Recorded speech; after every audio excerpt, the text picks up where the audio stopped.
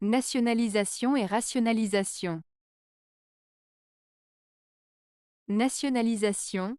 La nationalisation est le processus par lequel l'État prend le contrôle d'une entreprise privée en l'achetant ou en la confisquant, afin de la mettre sous le contrôle et la gestion du gouvernement. Exemple, en France, dans les années 1980, le gouvernement a nationalisé plusieurs grandes entreprises, telles que Renault et Elf Aquitaine. En Bolivie, le gouvernement a nationalisé l'industrie du gaz naturel en 2006, en expropriant les entreprises étrangères qui en avaient le contrôle. Rationalisation. La rationalisation est le processus par lequel une entreprise ou une organisation cherche à améliorer son efficacité et sa productivité en éliminant les inefficacités et en optimisant les processus de travail.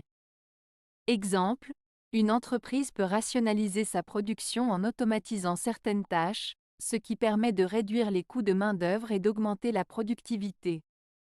Une administration publique peut rationaliser ses services en centralisant certaines fonctions et en utilisant des technologies de l'information pour simplifier les procédures administratives.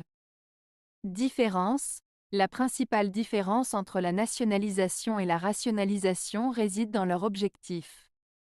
La nationalisation vise à transférer la propriété et le contrôle d'une entreprise du secteur privé au secteur public, tandis que la rationalisation vise à améliorer l'efficacité et la productivité d'une entreprise ou d'une organisation, qu'elle soit publique ou privée.